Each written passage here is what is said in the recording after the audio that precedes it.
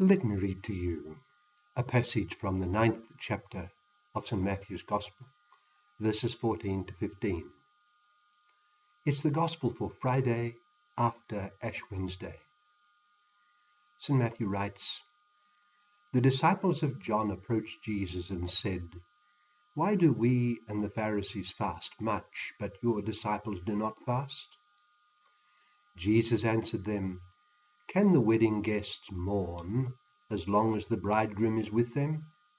The days will come when the bridegroom is taken away from them, and then they will fast.'" That's from Matthew chapter 9, verse 14 to 15. Our Lord refers to himself as the bridegroom. The gospel scene of today shows the disciples of John the Baptist coming to our Lord with a point that perplexed them. They did not see in our Lord's disciples certain elements of strictness of life observed by them and by the Pharisees. For instance, our Lord's disciples did not fast. Why was that? Our Lord, in response, did not deny that his disciples did not make a notable point of fasting. They did not fast as much as the disciples of John and the disciples of the Pharisees, nor did our Lord deny that fasting was important. His reply to them was, "Let us take one thing at a time." The time for his disciples to fast in that fashion was not now, but the time would come when they would indeed fast, and that would be when he was gone from their sight. The important thing for his disciples at this stage was his presence among them, and their learning deeply from his teaching and coming to a firm faith in him. He likened the situation to the presence of the bridegroom. Surely the bridegroom's attendants would never think of fasting as long as the bridegroom is still with them.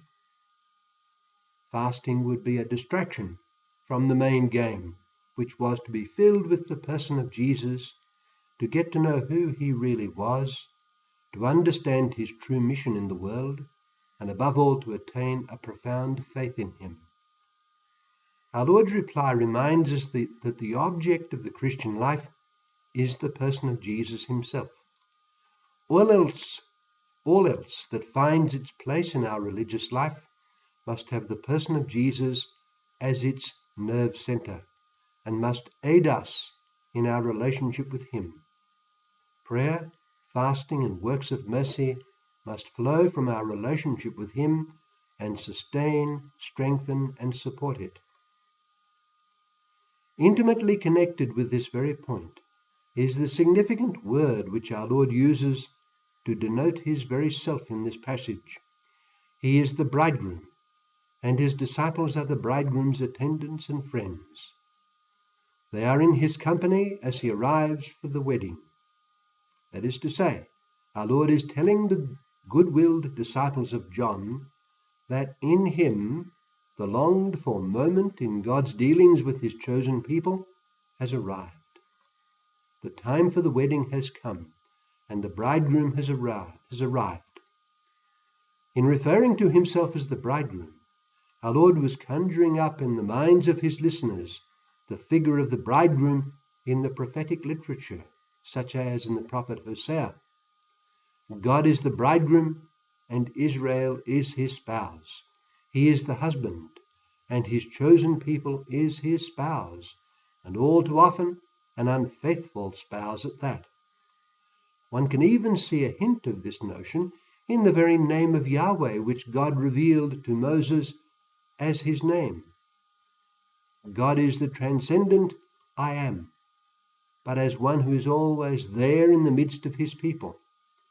The entire Old Testament looked forward to a time when there would be a true and firm marriage between God and his people, a covenant of love, and when a heart of flesh would replace the heart of stone in the people. God would be Emmanuel, God with us. In veiled fashion, our Lord is insinuating that he is the bridegroom of the Old Testament come to effect the marriage. It would be effected in his blood, in his death and resurrection. Then he would be taken away from them, and then indeed they would fast. So our Lord's words in today's brief passage place the person of Jesus at the center of the life of the entire church and of the life of every Christian. Let us resolve to make our religion a religion of love, because God is love, and he wishes there to be a relationship of love between him and us. Pope Benedict XVI, in his Lenten message for 2007, made the point that God's love is both agape and eros. He loves with a love that serves us totally, and yet he is profoundly interested in gaining our love. He wants us to love him. He is the bridegroom, we, the church, his bride. Let us ponder on this and live accordingly.